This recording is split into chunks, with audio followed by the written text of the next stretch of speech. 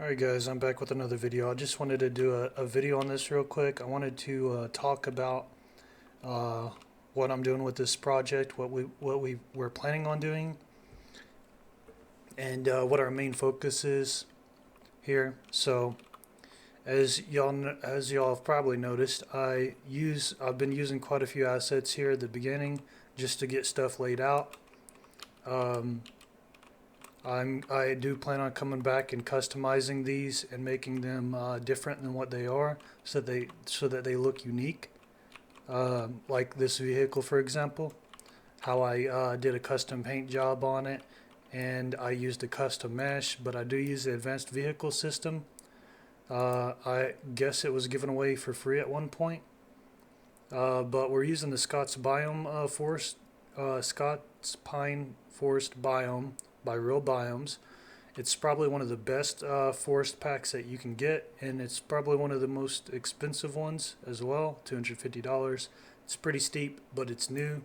It just came out back in September of last year. They did a really great job on this. They spent about 7 months. It probably would have taken me about 2 years to do. Uh, I can make landscapes and stuff. As you can see, I made this one about 8 months ago. This is when I was still learning Unreal. I made the landscape material and the blending and everything on it, and I didn't do half as good of a job. And it took me about 4 months to make this. Again, I was still learning though. Um, so rather than spending 2 years trying to make a beautiful landscape with nicely placed procedural foliage as in this pack, I decided to do like major game studios do and pay somebody to make it for me. So that's why, again, I say the AAA game studios, they do pay people to make stuff for them. So I don't think that indie devs should be held to a higher standard considering that they have less resources at their disposal. So I just want to put that out to people before they uh, stomp all over it, small indie developers who don't have millions of dollars or billions of dollars to pour into a game like a AAA game studio would. You shouldn't, uh, talk trash on indie games because they don't have the resources to pay somebody $100,000 a year to work on their game. With that being said, and out of the way, with my little rant out of the way, I wanted to point out that real voice actors. Uh, if I made real voice actors in this game, it would probably cost me about $100,000 or more, or at least $25,000 or $50,000. Who knows? Anyway, so instead of doing that, we're going to use Replica Studio voice AI voice actors, which are you get 4 hours for $24. This isn't an advertisement. I just wanted to show y'all that and let y'all know we are going to be using voice actors in this game. This game is based around a storyline. It's based around the battle of Blair Mountain between the coal miners and the miner protesters. So there was some miners who were protesting the working conditions of that the coal mining companies had, and they basically killed a lot of miners. So we're making a semi-open world game here. Well, I guess it would be a full-blown open world game, but it's not going to be a really really large map. Uh, we're probably going to have we're going to have this village. We're going to have the mining area up here with the little mining buildings like they had. And let me mute that for a second so it can ring in the other room for him.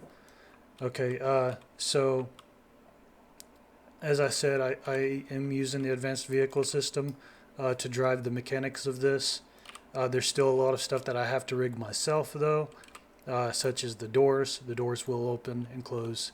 I am going to rig the steering wheel to turn with the wheels. Uh, I am going to make a system to where they have to crank the engine to get it started, like they actually had to do, I guess, I guess that's how they had to start them. I'm gonna look into that. I wasn't born in 1920, so I'm not an expert on these things. Okay, I'm using the train template for this right here. If you go and you look at the train template, you'll see that the only thing I haven't switched out so far are the little props, like the bridges and the train station. I'm going to switch out the train station. I'm not sure if I'm going to switch out the bridges or not yet. I did switch out the material and the mesh that for the gravel underneath the tracks. I swapped out these with mine, these little boards under it. I swapped out the tracks themselves with mine. I swapped out the engine and the carriages. Now I got the bottom of this carriage right here, and I took it off and I merged it with the modular train pieces from the train yard set, so that I could get it to work well with mine. As you can see, that's one piece. And I redid the convex collision on these as well, and they work great. So for these buildings right here, let's see, yeah, and I wanted to point out too, if I would have made everything in this scene by hand myself, it probably would have taken me like 3 or 4 years. Yeah. So again, I'm just one person working on this game. The person I'm working with is only writing the script and giving me advice as to how things should be, how things worked back then, stuff like that. So also, a couple of you guys were asking me how I did this right here, and actually I actually didn't make this, but I utilized it and I built my lighting around it so it would look good with it. And let me go ahead and show you what that is. It's just a material. It's a pretty simple material as well. So it's a fog volume. It's just a material on a cube, and I made a material instance of it, but here it is right here. I added this right here so that it would fade away based on camera distance, and it would be visible when you're close up. His basically was like this. So that's those 4 nodes are the only ones that I added to it. And he's just got an albedo being multiplied by this texture to give it a kind of noise. And he's using an emissive color of black, I guess, so it don't glow. And he's multiplying the extinction by the blue channel of this texture. And the extinction is what controls the thickness of, or the brightness, I should say, of the fog. And that's pretty much it as far as that goes. That's how that's being done. So I'm going to do a few videos today to, for one, I'm going to show y'all how I did the lighting in this scene.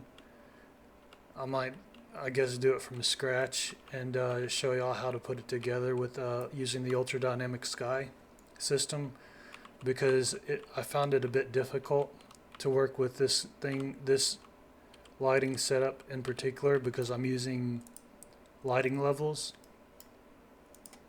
where the lighting gets loaded in on a separate level. So yeah, be looking out for that, and I hope y'all found this video interesting, and yeah, y'all have a good day.